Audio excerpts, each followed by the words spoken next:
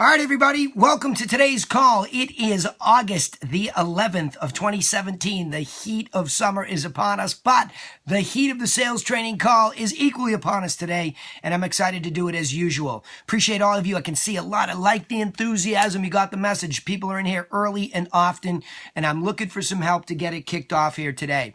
The primary focus always in the beginning is inside sales with a beat in the second half of the call for outside sales situations. Of course, they meld together. Of course, oftentimes marketing creeps in there too. But this is a skills training session because it does, my brother and I were talking about this today, it does take a set of skills to be good on the phone and in the field, and you want to be working on that stuff constantly. It is very important. Do not assume that you can go through a sales cycle with the largest financial and emotional transaction most people will ever make in a lifetime and not be in a state where you are, I guess, doing it on muscle. Do not do this on muscle, okay? So let's get her started here right away. I'm going to open up the microphones. Remember, if you've been invited by a team member, if you don't know the rules of engagement, *6 mutes your microphone, *7 unmutes it. And I do want to say that as I begin this call today, I'm happy to say that we have expanded our team, and for the first time, we have somebody overseas in the Philippines, David Ali Budbud. I want to come back with a last name like that. That's killer, right? So David is new to our team, and he and I are in this moment together. So I want you to understand, I am you in training somebody who's never done this before. David's been in the hospitality industry. And so we want to make sure we all understand it's critical to always be working on skills, whether you are new to this or not. Okay. So let's get right after it. I'm going to open it up, and please, somebody who's on the inside sales, step up into this, because what I would like to do is stay focused on whatever it is we can for particular situations. We have these probate calls we've been making. We have not just probate, but we have expired calls. We have for sale by owner calls. We have flat out internet seller lead calls. And they're all a little bit different, okay? All of them. They're all a little bit different. So we want to make sure that you give me a scenario and off we go for a half hour, okay? So here we go. All right, somebody step up here. Who do I have from the inside sales? And I'll take one of my veterans ISAs or somebody new, whatever. Who's up? Hello. Somebody grabbing for a microphone. I'm here, Danny. Hi, Terry. Of course, you're going to have to be the brave soul. Go ahead. Who else? Did I hear another hi from somebody? I'll take it. Everybody just say hello so I know you're breathing. Let's do the breathing test. Let me hear everybody. Yeah, let me hear a bunch of hellos. Hey, how's it going? Hello? Hello. Unmute your microphones and quiet down your background. That's the best way to play. All right? So, Patrick, was that you, by the way? Welcome back. You had a little vacation? Yeah, thank you. How dare you? How dare you? How dare you? I know, right? Yeah. How dare Shame you? on me. Yeah, I'm just kidding. All right, buddy, let's get a rock and roll in here. Patrick, why don't you and Terry, Patrick, kick this off for me, because I want to talk to you about your management of inside sales. Let's get after that, and you tell me what your biggest challenge is from a management standpoint. Okay, I'm going to turn some more lights on here. I didn't realize I was sitting in the dark for those online. Tell me the biggest challenge you have. Oh, God, that's a really good question. I'm just thinking back to, all the different ISAs that we've had, and, different ISAs come along with different challenges. Obviously, when you're working with a VA, the hugest challenge, and it's a challenge that I don't think we were really ever able to overcome, was putting the amount of training and personal time in with your VA that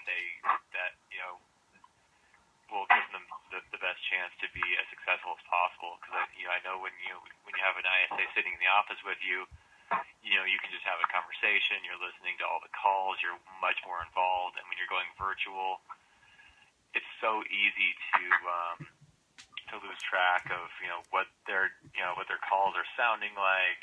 What kind of conversations are they having?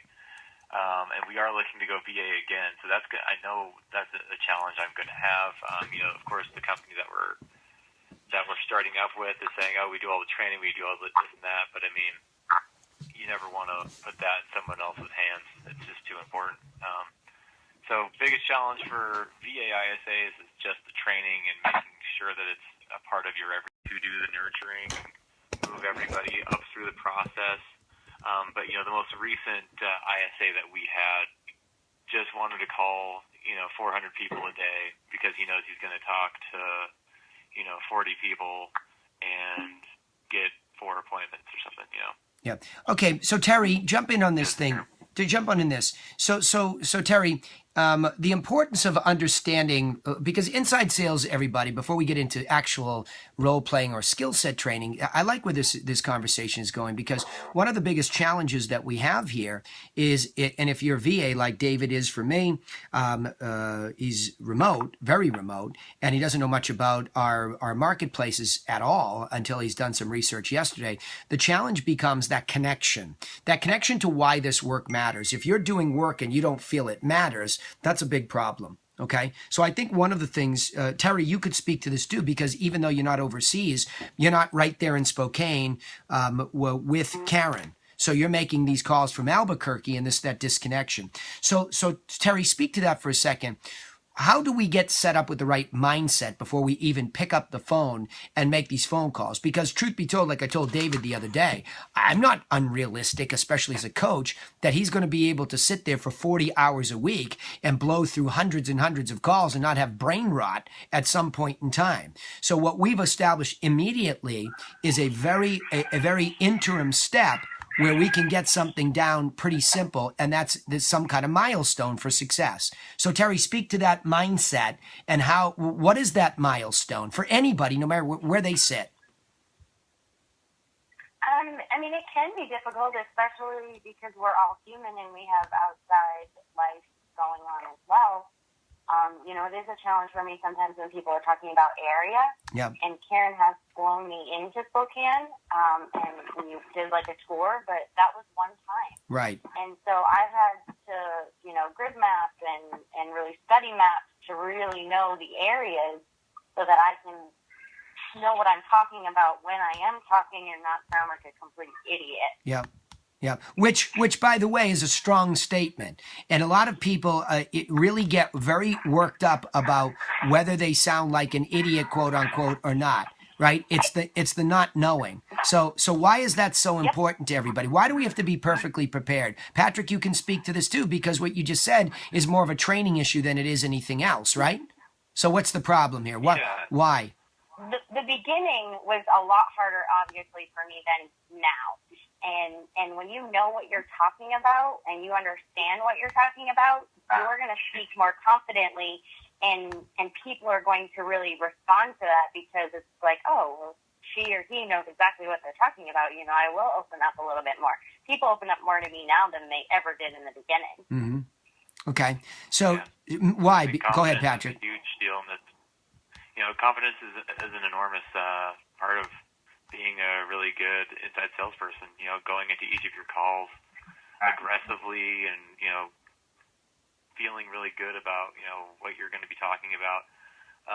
And I would just say that, people who are new and people who don't really know the area as much, there are ways you can kind of turn the fact that, maybe they shot you a really specific neighborhood question. You can kind of switch that around into, well, that's why you should probably, that's why we need to set up a time for you to meet with Danny Griffin, because he's really an expert in the area and really knows everything that, has a lot of value he could share with you. So, that's what the only piece of advice I would give to any new ISAs on the call is just, if you find yourself unable to answer the question, try to just pivot that into, well, let me get you in contact with one of our salespeople. Yeah, good. All right, well, let's. But I'm not afraid to be honest. Yeah, go ahead. Sure. You know what? I'm not really sure, but I will look into that and get right back to you. Yeah. Well, the biggest sales challenge that I face, and I see it in our own group and our own company, is exactly this. It's this preparedness. It's this desire to be perfectly prepared, and how do we train for that? And, I'm asking myself, look, why is that so important to people? So at the root of this, in sales training, at the root of this is an insecurity, and Terry expressed it perfectly. I don't want to feel like an idiot. That's strong language, right? I don't want to feel stupid. I don't want to feel like an idiot. I don't want to be what? What's the biggest fear that most of us have? It's not spiders. It's not falling off the edge of a height. It's actually embarrassment. If you really take pause for a second and you think about it, why are people afraid of public speaking? And why does that come up there so high so quickly? There is an incredible intense chemical change in your body if you can envision yourself being publicly embarrassed. Just think about that for a second. Let that thing sink in for a second. Your biggest fear might just be being publicly embarrassed. So if we break that down and we say, well, why is that so important? What is actually the outcome? If a bear bites my arm off, that hurts a lot more than being publicly embarrassed. But for some reason, the first thing that we'll say is, I don't want to public speak ever. I can't role play on these phone calls, right? So you see how big it is. We don't say, yeah, I don't want to be hit by a speeding bullet or bitten by an angry bear. We don't say that. We don't. So that's because we live in this civilized society where we feel like there's safety nets against those very raw things. Now we make up things to replace them. Like, because embarrassment doesn't hurt anything physically, but psychologically it trips most people who are completely competent. And look at David's on the call, and he's never seen me in any capacity before and do anything. So he sat on the mastermind call yesterday, Patrick and Terry, and he listened to me work through a mind map, which was like 90 minutes of sweat work. It was really difficult. And a lot of members don't even show up for those. They just beg out on it because they won't do the difficult work, okay?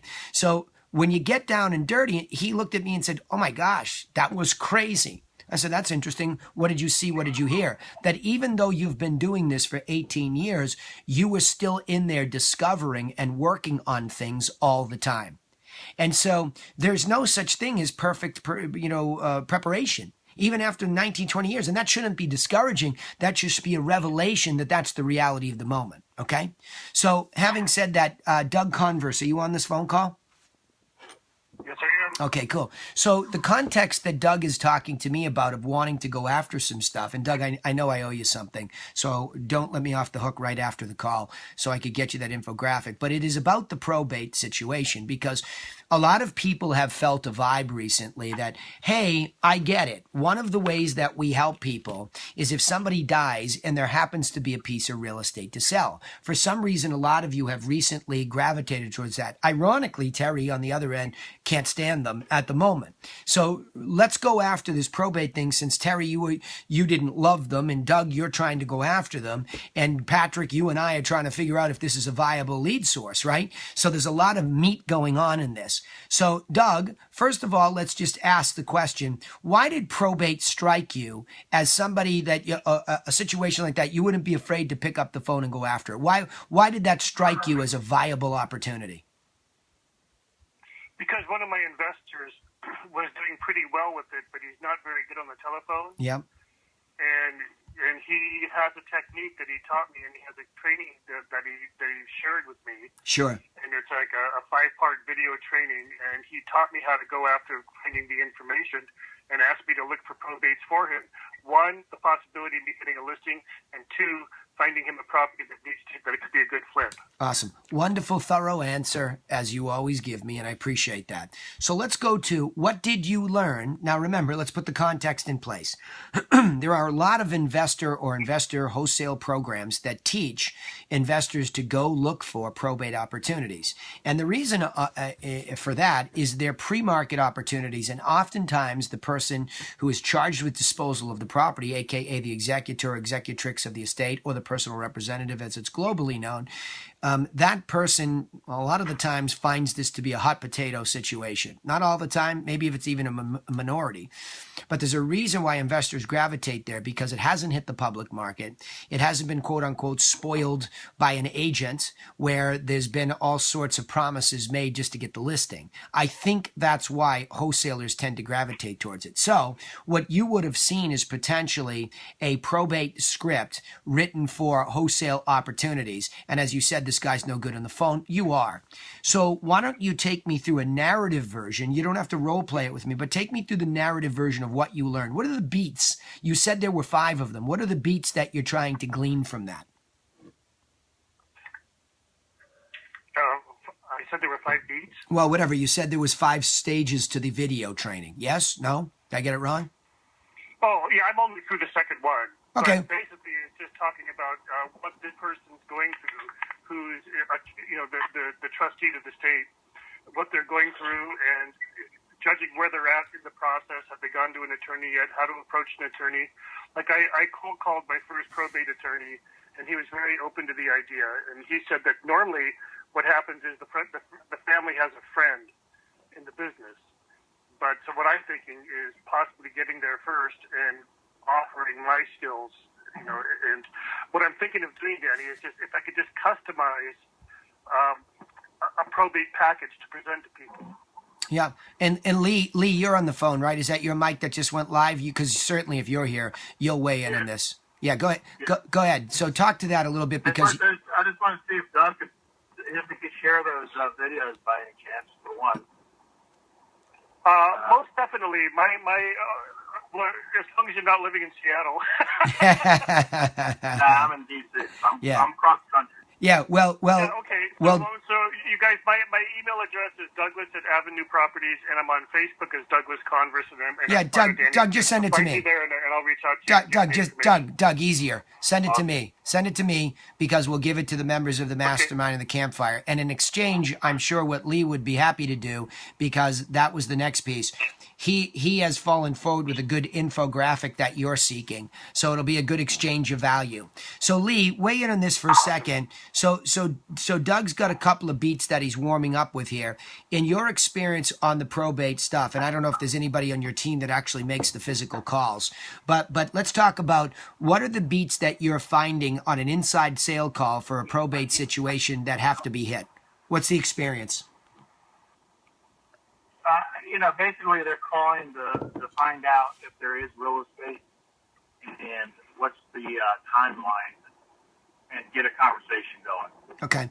And what's the biggest pushback? Because Terry's been uncomfortable with these. Do you find that it's any different from any other type of inside sales call?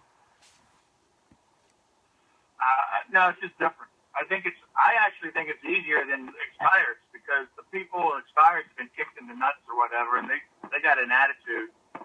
These probate people, some of them, they're emotionally upset because they lost a loved one. But I think if you come across with a caring, kind of not salesy attitude and dialect and kind of tone, it goes over pretty well. Okay, so Doug, the thing that you learned from the wholesale side of this was the first beat that you've learned, because you've only been through 1, maybe 2 videos. What was the very first thing that you were taught to do to try to break the ice? Because what he's saying is I believe the most important thing is to recognize context. The context is somebody has passed away. This person that you're about to talk to has some connection to them. Most likely they are in a grieving state. So that's your context. And your context is if you're salesy for 1 nanosecond, you're an ambulance chaser, right? And you're done. Danny, Hold on, Gail. Gail, hang on. Go ahead, Doug. Most definitely that was the message. Okay. So is that the first beat that they told you to hit was the empathetic one? Is that the training? Well, the first video was about why you should have this in your business. And then the second one was teaching you how to structure the business. And so, find a probate attorney that's an expert so you can have them for questions. And that's really about as far as I've gotten. Yeah, cool. All right, good. I like the advice. I like the advice. Go ahead, Gail. You wanted to weigh in on this. Jump in. Okay, so I went through my first set of calls. Yes. And then I listened to what Chad had to say on our last mastermind call, and he said just make it really casual. So this is what I say: Hi, Mrs. Lucy. I'm calling because I noticed you're the personal representative for Mr. Mr. Jones, and I recently mailed you a letter. And I work with a lot of families that go through probate, and I'm wondering if you're having any challenges or you need some help. Yep. I don't talk about I'm the real estate agent yet, right. and that's what he said. And Yep. so I just called like 20 of them before I got on this call, and 3 of them I'm going to be calling back. One I'm hopefully meeting at the property in Pacifica on Wednesday or Thursday. So So they're nice. Like the last one I spoke to, she said, "How did you get my number?" I said, "It's just public records. I'm just calling because I know, people need a lot of help during the probate process." And she said, "Well, I already have a fiduciary." I said, "Yeah, but he's not going to be able to help you with the things that I can help you. I have a team of people that if you need to have clean out, do you need the state anything to be sold at this state, or do you need painting?" And she just goes, "Well, I'm not comfortable." This was my last call. "I'm not comfortable with you calling me on my number." So, but everybody else has been awfully nice. Yeah. So different from expireds. And you're really casual about it. Sure. And then the next question that I'll ask him, like the guy that owns property in Pacifica, I said, "How many people are involved in the process?" He said 3. I said, "Do you all get along well?" And he said, "Yeah, in fact, we're going to be meeting next Thursday." And I said, "Well, could I meet with you at that point?" And he said, "Yeah, I'll call you Monday." He said, "I'd be happy to have you come by." Awesome. So it's a little, it's like that. You don't. I didn't even say the end part is that I said I am in real estate. That's what I did. Yeah, good. So, all right, good. Yeah, so fair it enough. was more of just being casual. Absolutely. And you're not getting a lot of pushback. Yep. Really, the last one that I spoke with, Danny, Yep. I had a little bit of pushback, but I mean, she didn't want me to call her again. I was okay, but she wasn't really rude. So there you have it. Yeah, cool. Hey, Gail, don't forget to send my referral check. What? He wants his referral check. Okay. He wants his referral check. Yeah. So, all right. I got it. Well, look, I love this. And Always thinking about money, huh? that's That's right. but that's I got only my wine for you. that's what I was going to say. Only Okay, so he you can do, okay. only Thank so he can spend it back on you, Gail. You know that, right? So, oops, we got a little funky music. Hang on, somebody put me on hold. You know who that was? That was the Jackie Thompson. Gail's right-hand gal. So anyway, so Hey, go ahead, Danny, Lee. one other thing I just want to add to that is that probates are more of a long-term deal. Maybe 4 to 6 months down the road. They're not. There are cases where it's quick business, but most of that's why if you're less salesy and more compassionate and trying to come from a tone of helping, you get a lot farther. Yeah, for sure. I get very, even when I go on an That's appointment. why. What are your I get very challenges, pushy. or do you need help? That's an open-end question, and that allows them to start explaining about the process. That's what that guy in Pacifica, he goes, "I just don't know what to do. There's so many different twists and turns." And I said, "I can help you along the way." So you're absolutely right, Lee.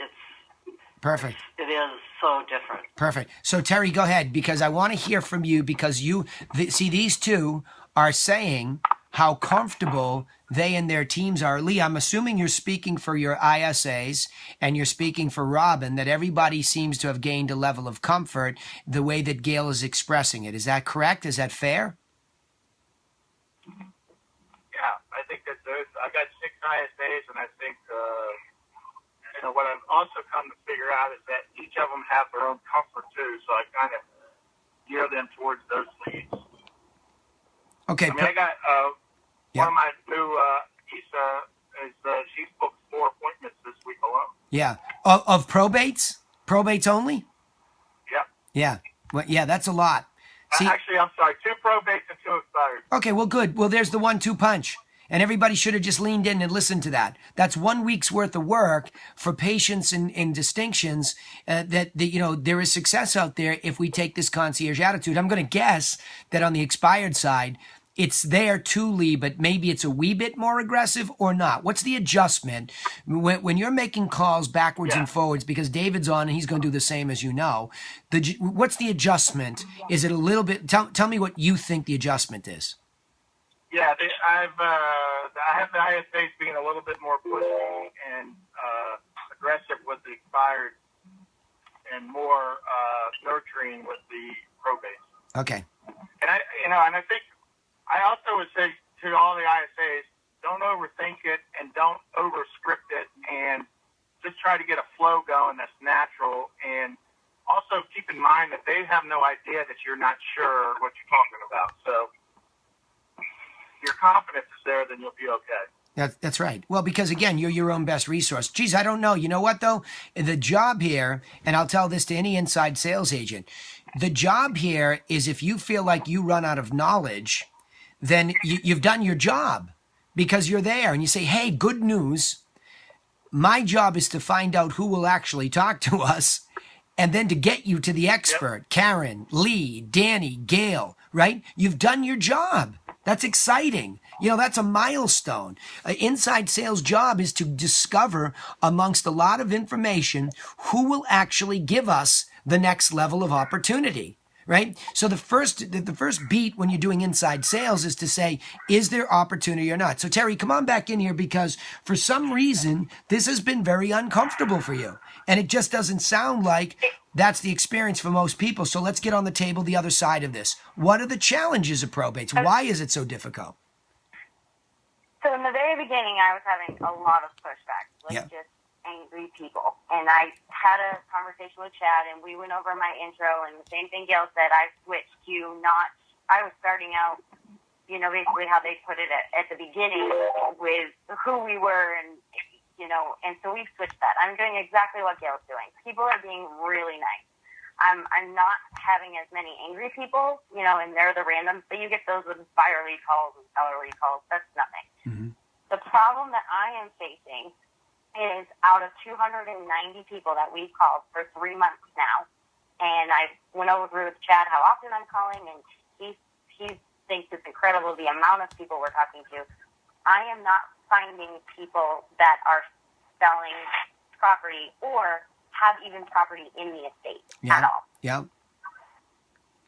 Okay. So the frustrating part of that is, I'm feel like I'm spinning my wheels. But Terry, isn't that Terry? Isn't and I had a conversation with Chad this morning. Yeah, Terry, hold on. That's the same with any lead batch, is it not? I mean, if you have a gajillion internet buyer leads, a gajillion internet seller leads, and you have probate leads and expired leads, isn't that the same? Ultimately, that the inside sales job, the edge of it, the difficulty is that we have to go through a lot of people where there is no opportunity. And to me, any of you doing inside sales, you have done the job as well. I mean, of course, we all want the outcome where there's opportunity. Sure, that's how eventually the business makes its money. But ultimately, I think you've done a great job if you can get somebody in the phone and discover, hey, no real estate to sell in the probate chance. Hey, no chance with this expired. Her mother's the realtor. Hey, you know what I mean? You've done the job. The job of inside sales is to cull that list, number one. Right? Don't you think, Terry? And isn't that true across? Absolutely. Yeah. Go ahead.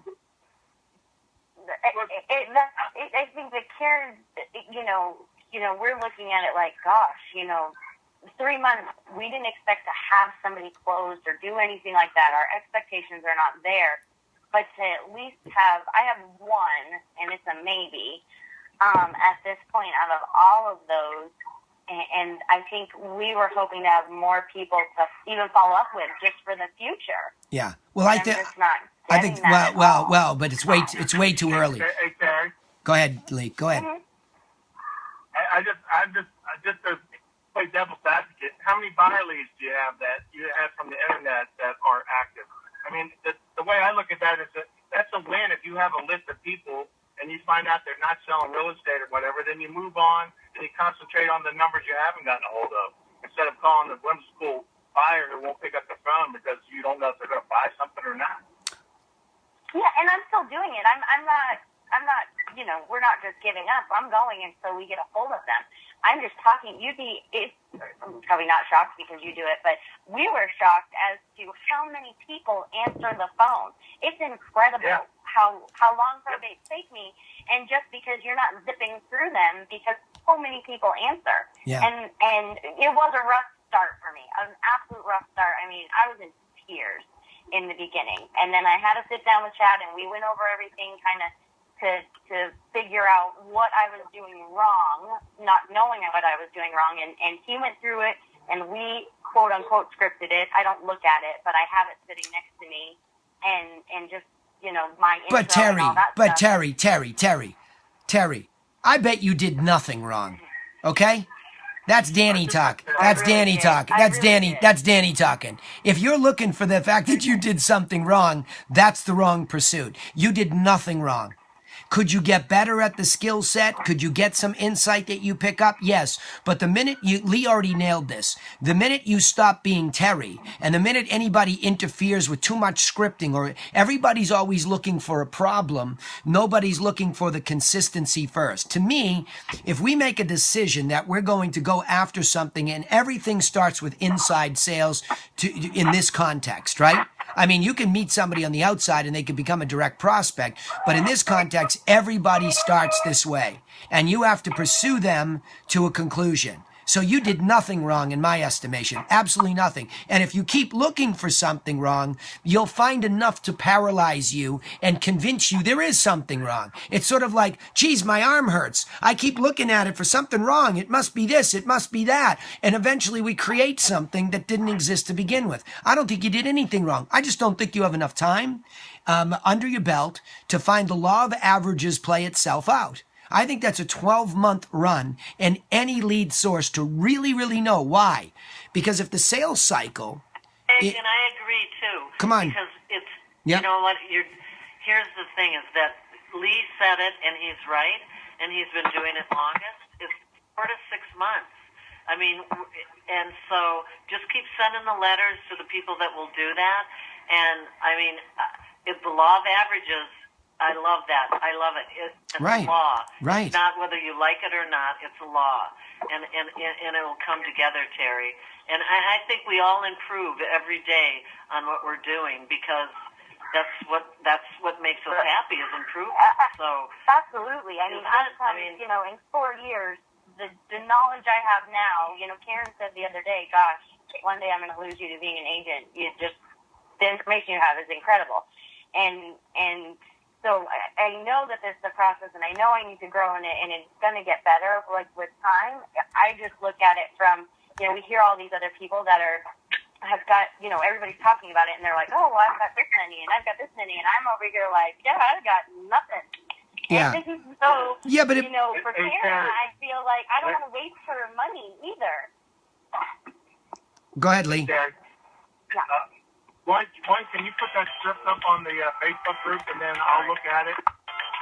Oops, hey guys. Hey guys. Also, can I say something? Yeah, go ahead, Doug. Jump in. And then, hold on. Let me just finish. And then I think the problem, you're assuming that it's going to be quick.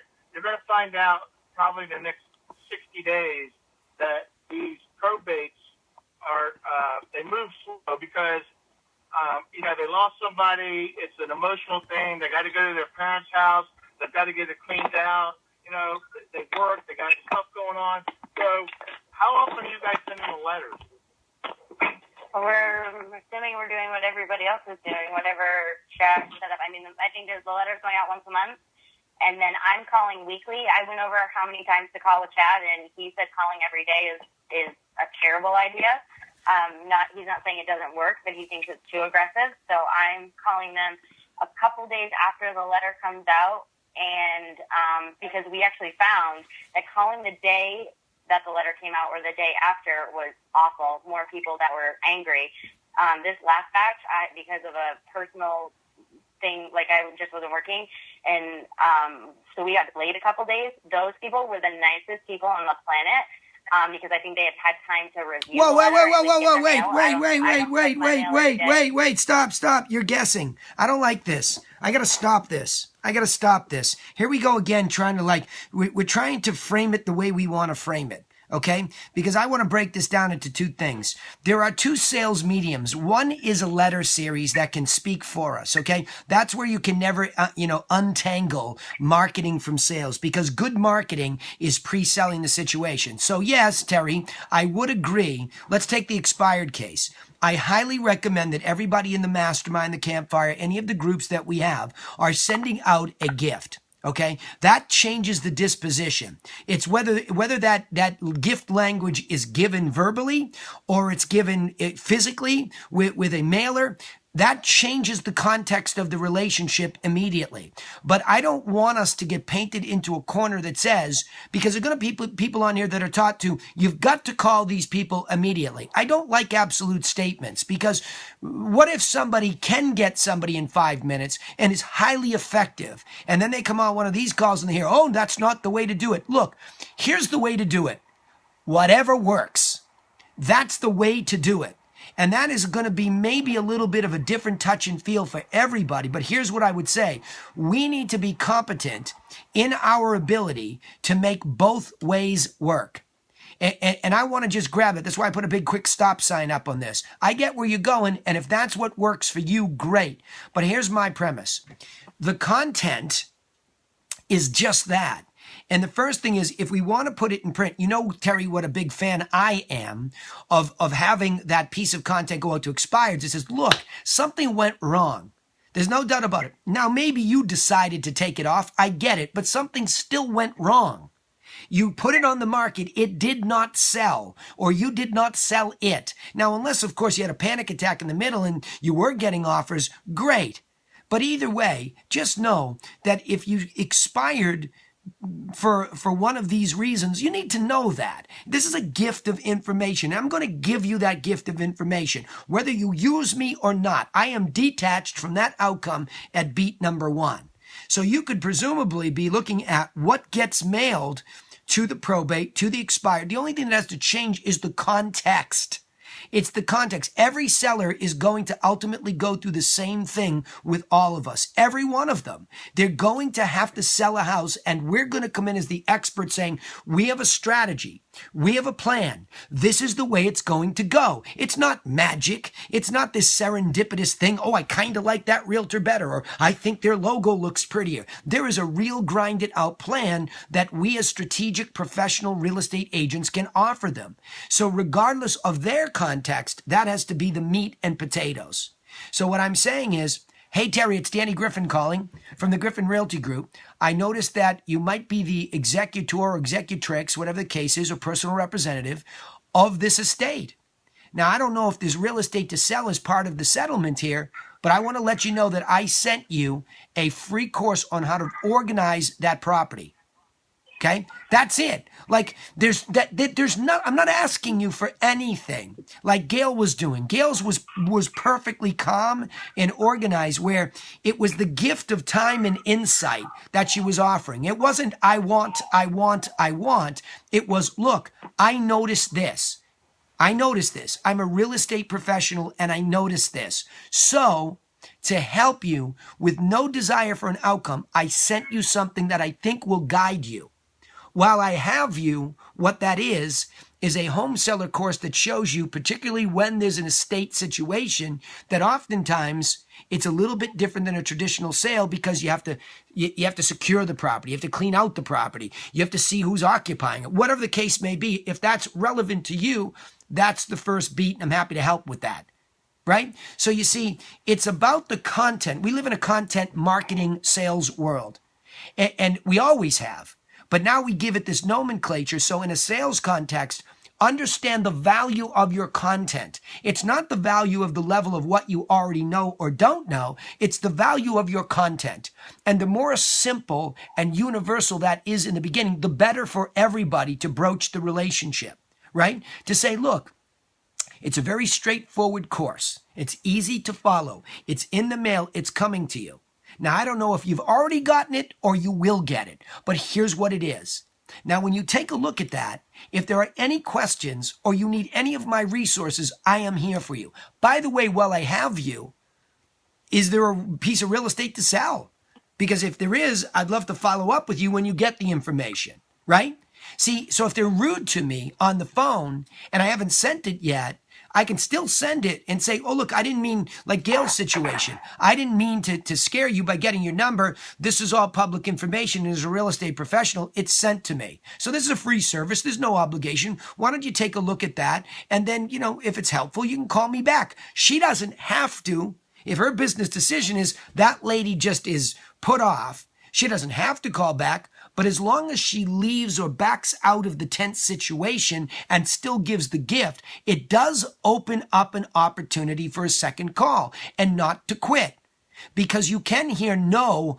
That's not really a no what she heard. It's a little bit, the lady's a little bit put off. How did you get my number? Well, ma'am, we live in the digital age where most information to a certain extent is public.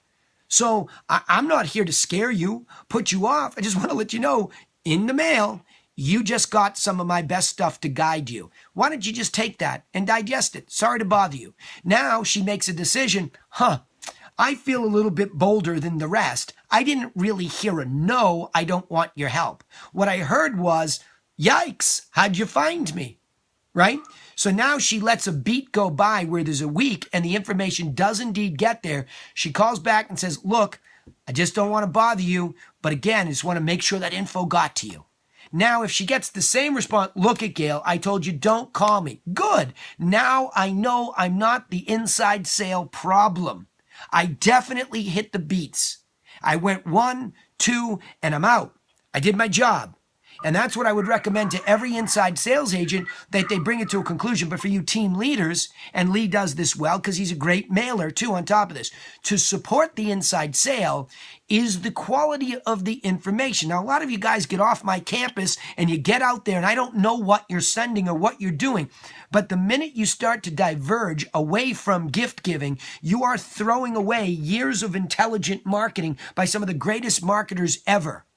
The concept of the free report, the gift, it is there because, like Gail jumped on, the law of averages says that if you call FSBOs, I don't like FSBOs myself, so I won't go in that order. If you call enough expireds and probates over the course of 365 days and you give every one of them in your geography a gift, you can't help but do business.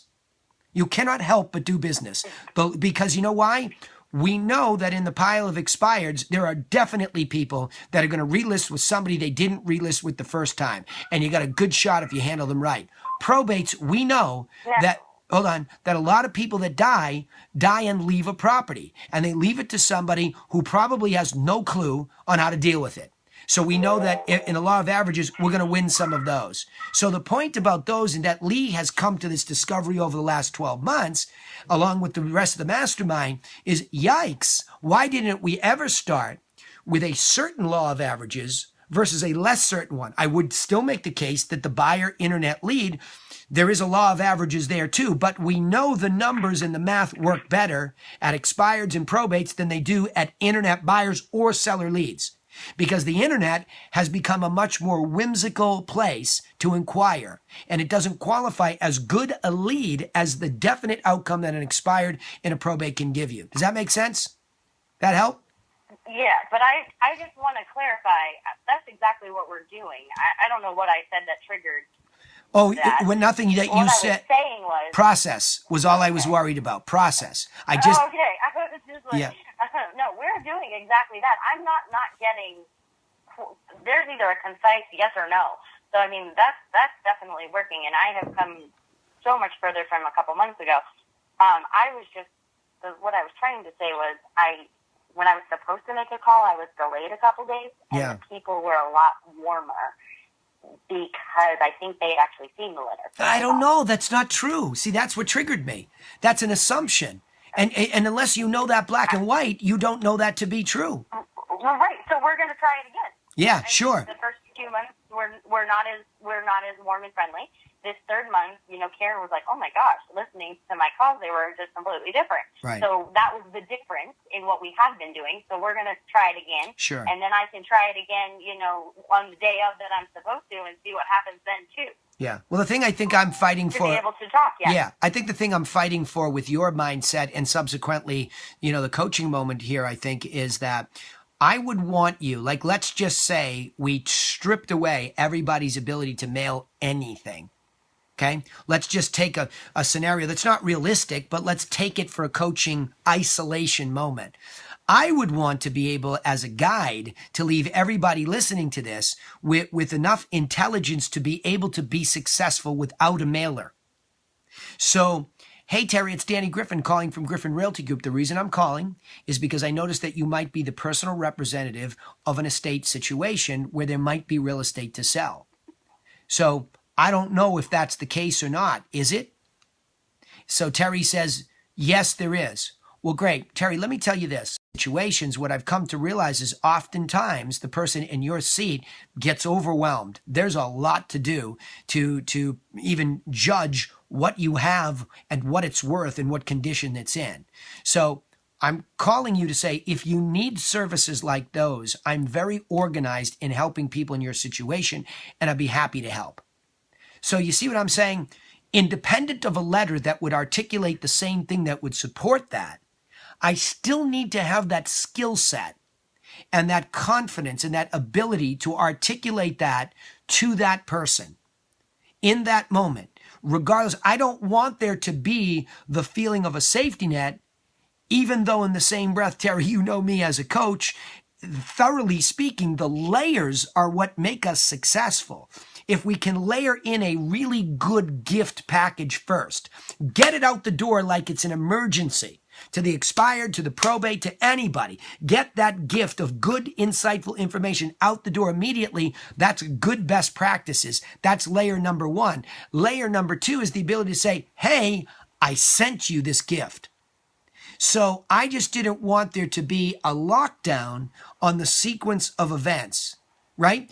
Now, we don't believe that there is a hurry. Lee's shared this, that, hey, Terry, our experience is most of these are long-term. Most of these people are still in the grieving stage. You know, this is a situation where it's really sensitive. So it's not like this MIT study that put all this pressure on inside sales that if you don't get them on the phone in the first 5 minutes, you're a fool.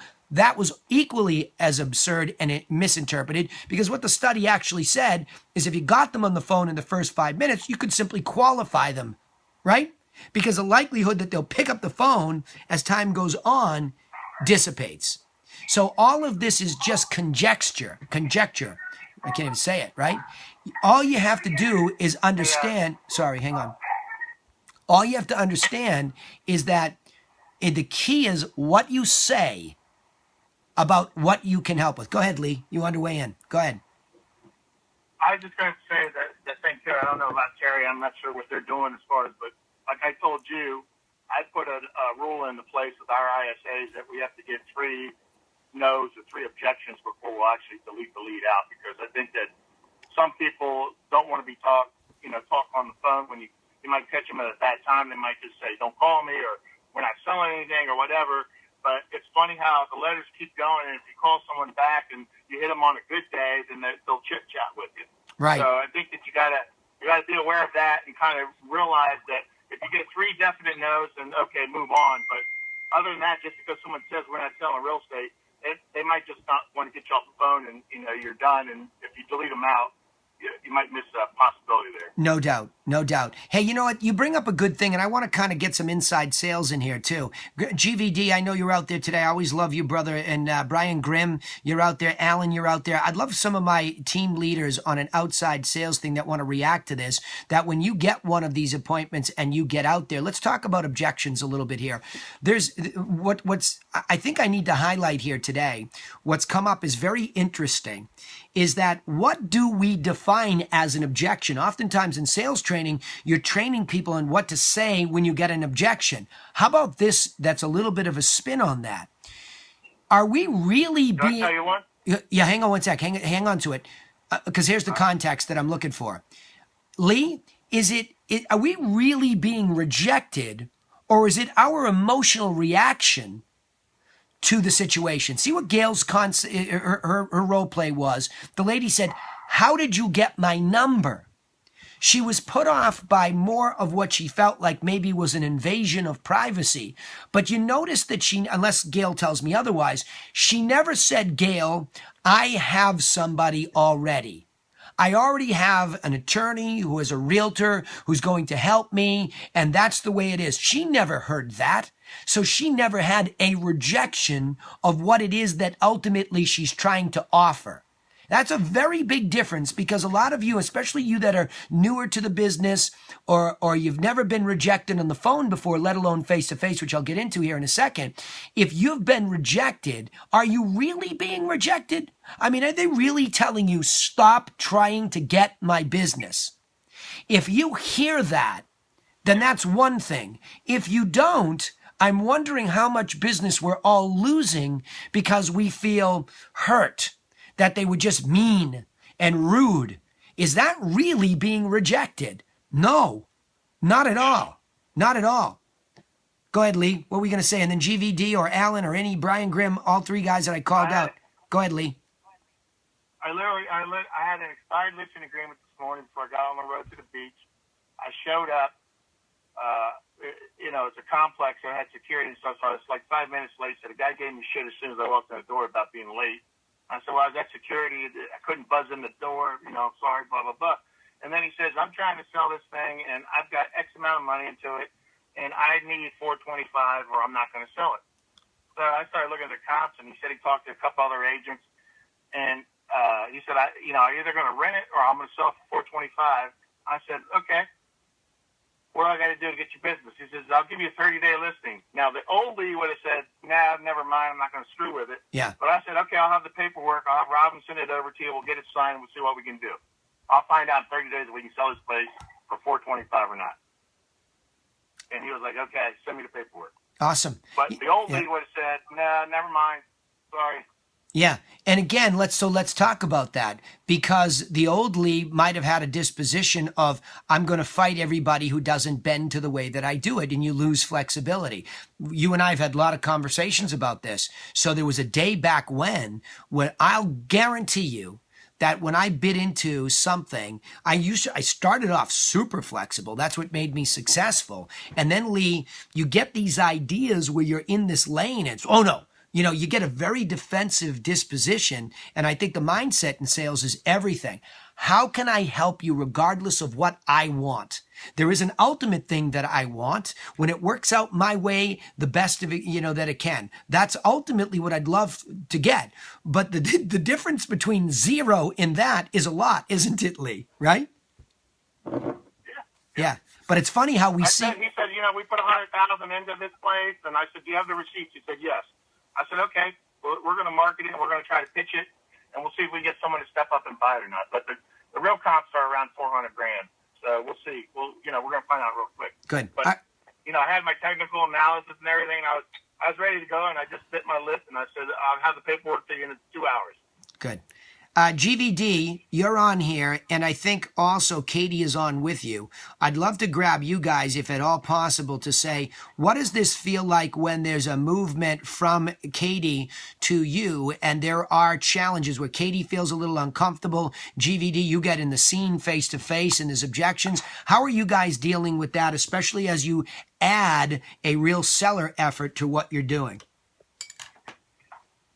I would say Katie she's setting up the appointments, and the thing here is set the appointment, let me get out there face to face. Yeah. I mean, they got to be probably 60% ready to do something. Yeah. Because I'm all about getting in front of people. Sure. We were out yesterday 2 days ago at a listing appointment. They canceled with 3 agents. We did the comps and their technical analysis. We're looking at their list price, and they're pretty damn close. They're spot on. So to price, I think. So we go out there, and I'm sitting in front of them, and we're talking about the sales price, and all right, it's $589. I guess somebody can come in at $560, and we're gonna have to negotiate. And then you could come up at $580. She goes, no, $589 is our price. I'm not negotiating. Mm-hmm. So I'm looking at her like, well, would you come down $5,000? No. So I kind of look at the husband, and he just kind of did a little smirk with his face. So I'm just kind of reading body language a little bit. I'm like, $589 it is. I think we can do it or get real close. And I said that because I think as time goes on and you're listed and actually something becomes real, things change quick. Absolutely. Like, okay, we got an offer, now we can negotiate. That's absolutely right. I love that line. Things become real very quickly, and I'm in one of those now, and there's a big spread on this property because, look, as market makers, I think we have to be careful of being, somebody who speaks in absolutes too. We don't know.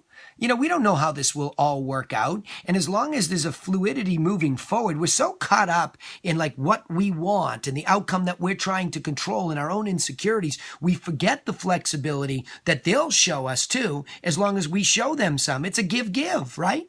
That's a gift of flexibility on your part. When you and Lee are saying, look, okay, sounds a little tight, but let's give it a whirl. I look at, I'm going to give you the honest effort, and here's my plan. I laid it out for you, and that's why you like me. So let's see how the market reacts. Let's dig in. We'll see what happens. But now you bring an offer at 585, 580, 575. It gets real, right?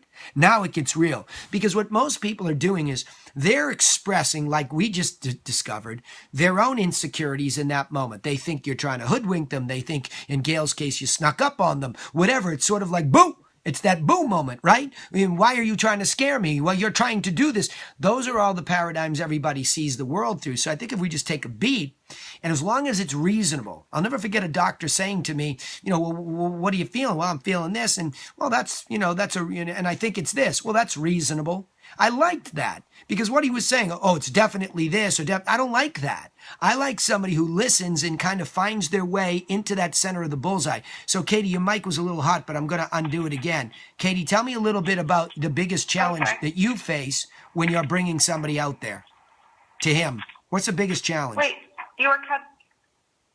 The biggest challenge when what? Sorry, you're cutting out. Yeah, when you get an objection on the phone in trying to get him out there. Right? What's your biggest pushback? I'm not sure. I feel like usually when they are ready, it's pretty easy. And then they are like, okay, is he available at this time?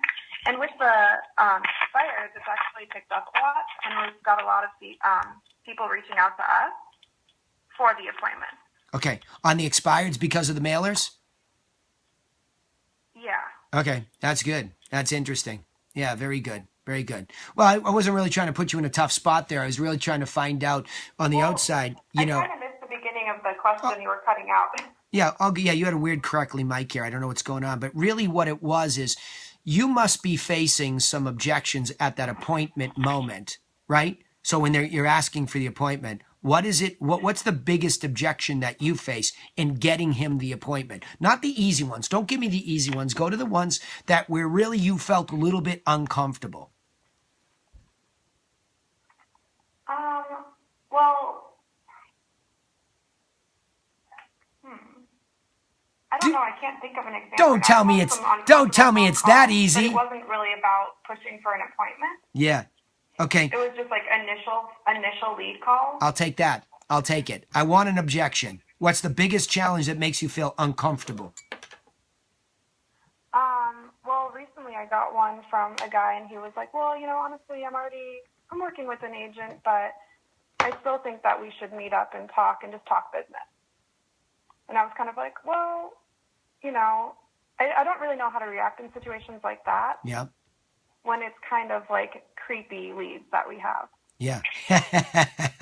Hey, Grant, stop getting her creepy leads. Will you, GVD? For crying out loud. We need a marketing session. The poor gal's doing a nice job, and you're getting her. It happens every once in a while. Oh, I bet. We had the ladies on a couple weeks ago. You remember how creepy some of their scenarios were? Yeah, I got it. You know what you do with those? Punt. But then I also don't want to disregard them because I'm like, well, what if they do end up buying? And then I'm like, I guess I'll keep calling them. But then it's, there's certain ones where I know not to. But well, I think when you start to... I don't know. And that's kind of our thing over here, Danny, is Katie will come to me with a guy like that or certain situations where, no, we're working with somebody. Yeah. And to Lee's point, Katie, keep calling them, send them information. That agent will drop the ball, and we're going to be there to pick it up. And we've had success with that.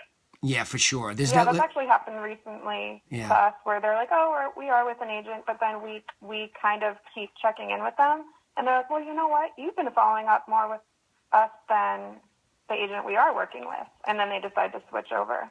Preach here over and over and over and over. You will never have a sustainable sales machine without long-term follow-up. Never.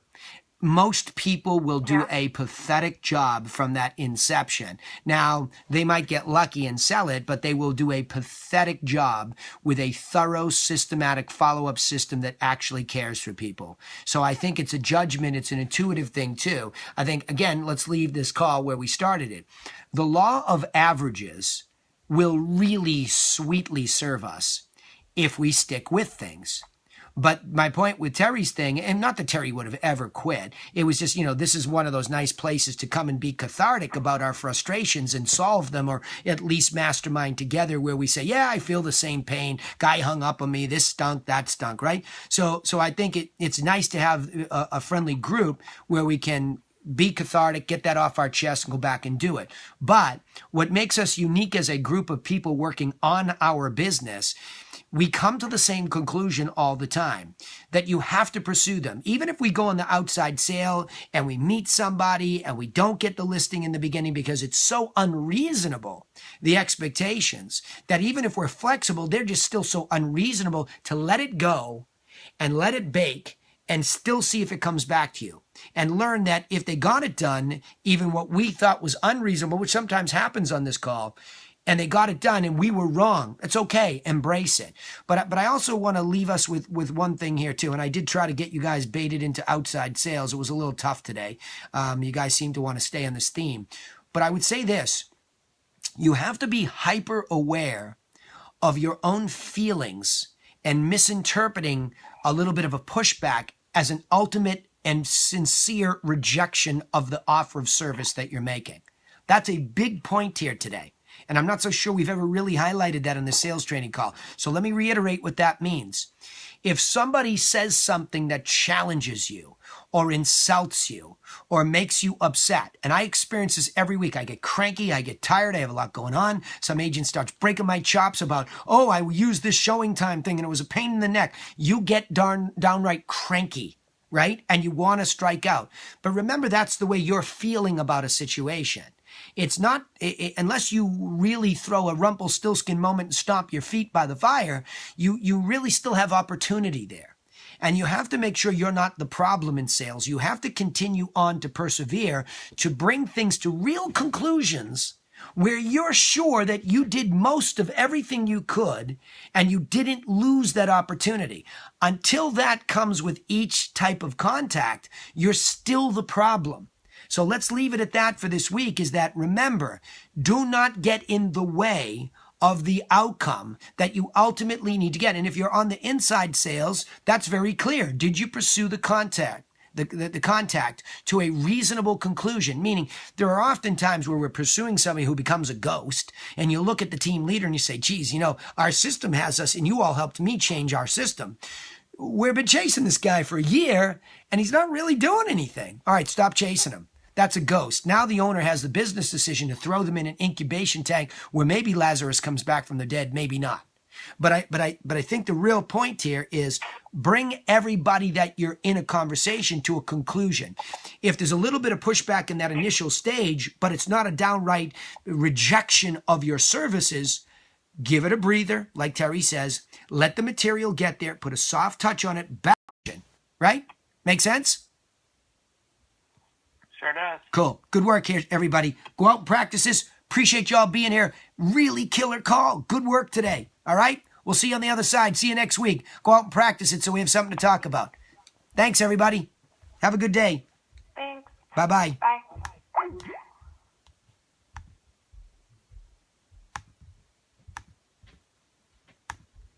See everybody online. Thanks for being here. Kathy Dupree, you just came in late. Sorry I missed you.